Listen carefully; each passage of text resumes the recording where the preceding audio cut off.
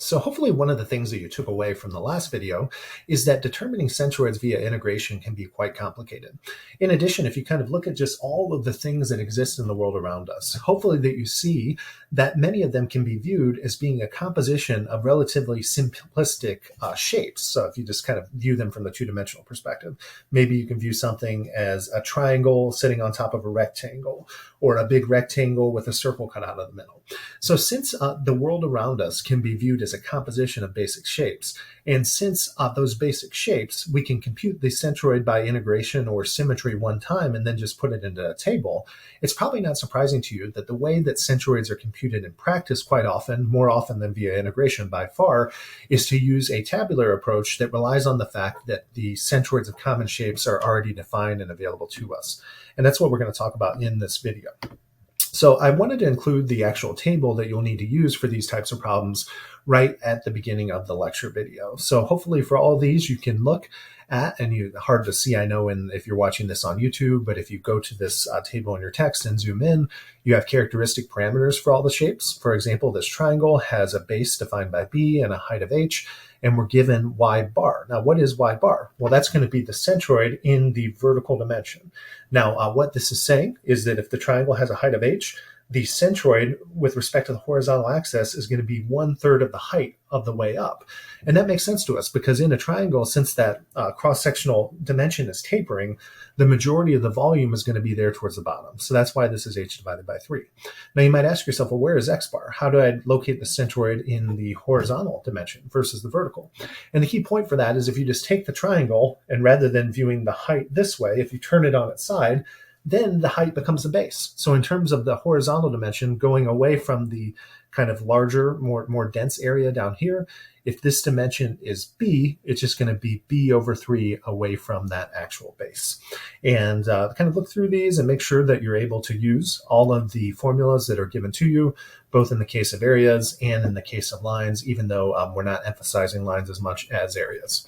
In terms of the actual formula that we're going to use, it's going to be this one here at the bottom right. That's going to be really what we're going to rely on for the rest of this lecture, along with the majority of your homework problems. And what this says is if you have some complex area, like we see over here on the left, if you can decompose it into a concatenation or a combination of more simplistic areas, like maybe a triangle, a rectangle, and another triangle, which the text is done here. This triangle to the left of a vertical line drawn, as I'm showing with my mouse, this rectangle at the bottom right, and this triangle at the top. That if you can compute the centroids and, of course, the areas of each of these three shapes, which we can, that we can determine the centroid of the overall area by continuity using these formulas that we have here. So what we're solving for in these equations are x bar and y bar.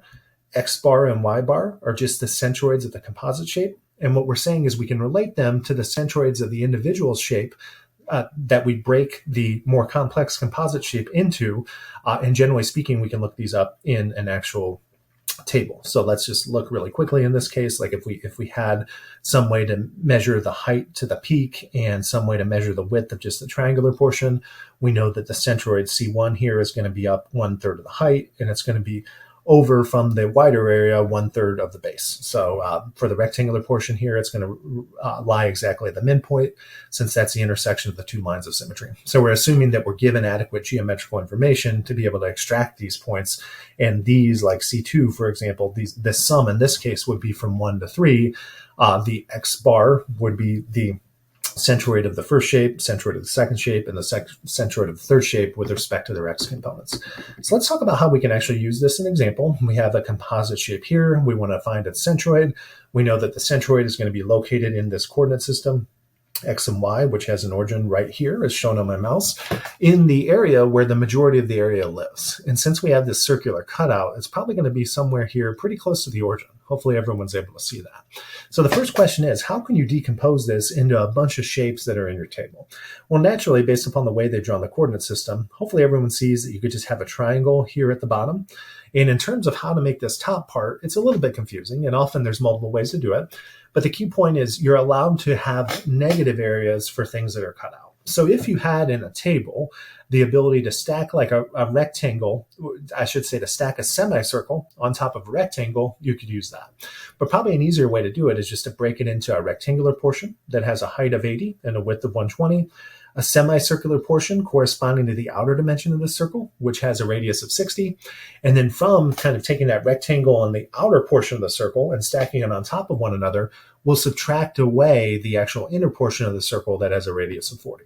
And that's exactly what they're showing here, is that you can build this shape with a base rectangle, a little triangle section to go on top, a semicircle stacked on top, and then this inner circle, which we're actually going to remove. Now, notice when they do this drawing, and when you're working this problem on your own, it's going to take a lot longer than me just showing you the slide and pointing through the parts, because you're going to have to draw these pictures and maintain all the shapes. So let's start with this base rectangle. Notice that it is actually located its lower left-hand corner at the origin. It has a height of 80 and it has a width of 120. Now, if you go to the table or you just use your properties of symmetry, we know that in a rectangle, the centroid is going to be located right at the middle. So the middle with respect to the x-coordinate, since this entire thing is 120 millimeters wide, is just going to be 60. The center with respect to the vertical coordinate, since the entire thing is 80 millimeters high, is just going to be 40. Now, since it just so happened that this rectangle was situated with its lower left-hand corner at the origin, those are actually the x and y coordinates of x bar and y bar for the rectangle, which was shape 1. Of course, we can compute the area of this by taking the height 80 and multiplying by the width 120. The reason we need the areas in addition to the centroid locations is, if you think back to that formula that I said we were going to rely on, it was based upon those actual products. And remember that these products are called the first moments. So x bar A for I equals 1 is the first moment of that shape about the y-axis. So that's what this quantity is.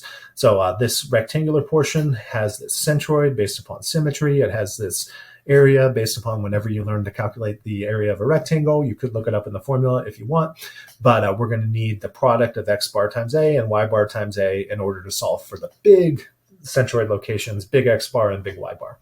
Now, what about the triangle? It's a little bit more confusing. So notice that its actual base, its upper left-hand corner, is located at the origin.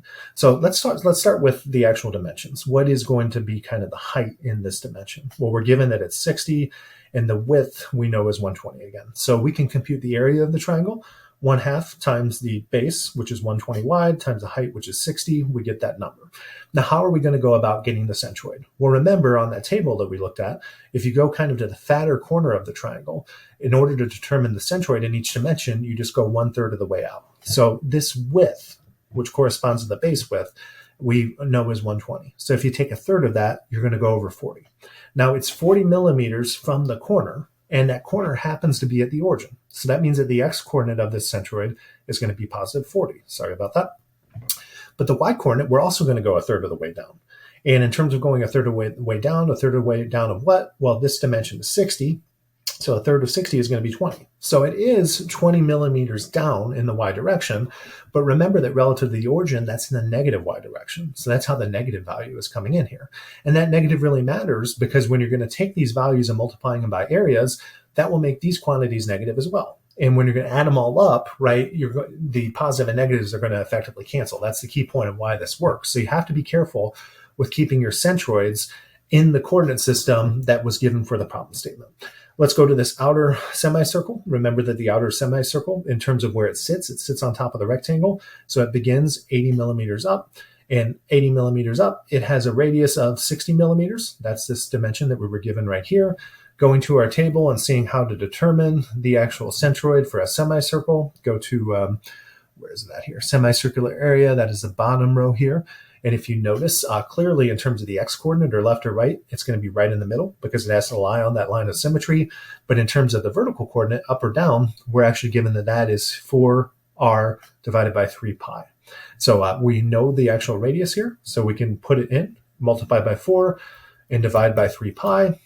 And if you do that in this case, multiply 60 by 4 and divide by 3 pi, and you add that to the 80, you should get a vertical location of the centroid, which is going to be your y bar of 105.46. And that's referenced relative to an origin that's down here in the lower left-hand corner. So that's how they're getting that y bar value. They're taking the 4 times r1, dividing by 3 pi, and adding on 80. In terms of the x bar value, notice that it's just going to be the halfway point of the base of the circle. Again, we know that the circle is 120 millimeters wide, so halfway on the base is just going to be 60. So that's where the 60 is coming from. That 105.46 is the 80 plus the result you get from plugging in 60 to that formula. Finally, going to the circle, hopefully everyone sees it has two lines of symmetry, so its centroid is going to be right in the middle. You're able to get that because you know in this case that, where am I looking for here? This is the circle that we're actually cutting out, so it has a radius of 40 millimeters. We can see that its center is at a height of 80, and it's in terms of the height, and in terms of the X location, it's going to be halfway across the 120, which is the 60. So this is half of the 120. This is half. This is the 80 dimension that we're given right here, and then the radius is 40. So if we draw the two lines of symmetry, they're going to intersect at an X location of 60 and a Y location of 80. So that's where the 60 and 80 are coming from. You know how to compute the area. Remember in this case that the area is going to be negative. So both of these first moments about the Y and X axis will be negative. So even though we went through that really quick, that's going to take a lot of time to actually draw and mark up in your table. But be very careful with your signs. Add up all of your first moments about the Y axes, all of your first moments about the X axes, along with the sum of all the areas. Again, and the reason you're doing that is we're using this formula right here, and we're solving for big X bar and big Y bar. So we need to divide all the first moments about the Y axis by the sum of all areas in order to find X bar, and the sum of all moments about the X axis, divide them by the sum of all areas in order to determine Y bar. So that's how this last calculation is coming about. QX is just this summation that you see there. QY, because remember that's the moment about the Y axis, which is dependent upon X bar. There's that sum, there's that sum, and if you take them and divide by the areas in both cases, you get these two coordinates.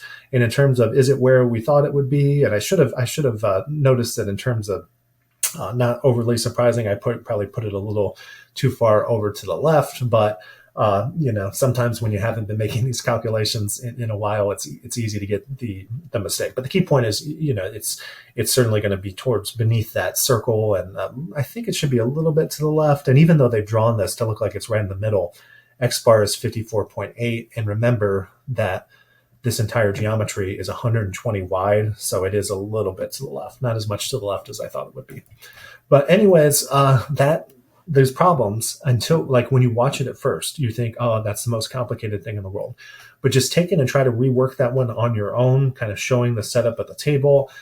Work a couple that are in the homework and make sure you have the decompositions right.